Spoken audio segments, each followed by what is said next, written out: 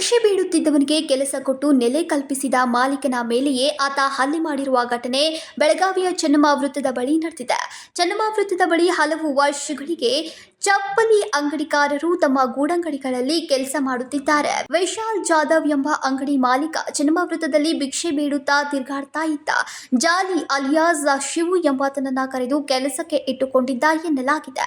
ಅದಕ್ಕೆ ವಿಶಾಲ್ ಅಣ್ಣ ಸಾಗರ್ ಸಹ ಸಮ್ಮತಿ ಸೂಚಿಸಿದ ಇಬ್ಬರು ಸಹೋದರರು ಸೇರಿ ಜಾಲಿ ಅಲಿಯಾಸ್ ಶಿವನನ್ನ ಕೆಲಸಕ್ಕೆ ಅಂತ ನೇಮಿಸಿಕೊಂಡು ಸದ್ಯ 6 ತಿಂಗಳು ಕಳೆದಿವೆ. ಇಂದು ಮಧ್ಯಾಹ್ನ ಕ್ಷುಲ್ಲಕ ಕಾರಣಕ್ಕೆ ವಿಶಾಲ್ ಹಾಗೂ ಜಾಲಿ ಮಧ್ಯೆ ಜಗಳ ಪ್ರಾರಂಭವಾಗಿದೆ. ಈ ವೇಳೆ ಮಾತಿಗೆ ಮಾತು ಬೆಳೆದು ಜಾಲಿ ತಾನು ಕೆಲಸ ಮಾಡುತ್ತಿದ್ದ ಕೊಡಲಿಯನ್ನ ತೆಗೆದುಕೊಂಡು ವಿಶಾಲ್ ತಲೆಗೆ ಹಲ್ಲೆ ಮಾಡಿದ್ದು, ಕೂಡಲೇ ಜಾಲಿ ಅಲಿಯಾಸ್ ಶಿವನನ್ನ ಸ್ಥಳೀಯ ಪೊಲೀಸರಿಗೆ ಒಪ್ಪಿಸಿದ್ದಾರೆ.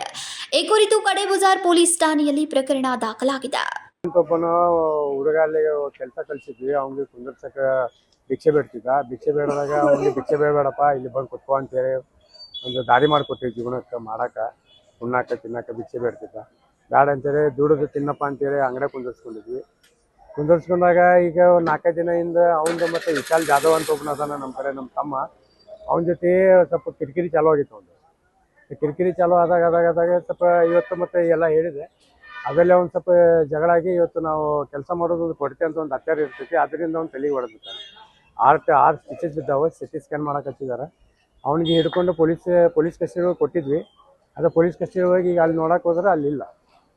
ಏನು ಮಾಡ್ಬೇಕು ಅಂಥವ್ರಿಗೆ ಅರೆಸ್ಟ್ ಮಾಡಿ ಒಳಗೆ ಹಾಕ್ಬೇಕು ಜೈಲಿಗೆ. ಅವ್ರು ಬಿಡಲೇಬಾರ್ದು ಅವ್ರು ಅಂಥವ್ರಿಗೆ. ಸಾಗರ್ ಅಂತ. ಸಂಕಲ್ಪ ಶಿಂದೆ, KMM ಕನ್ನಡ ನ್ಯೂಸ್, ಬೆಳಗಾವಿ.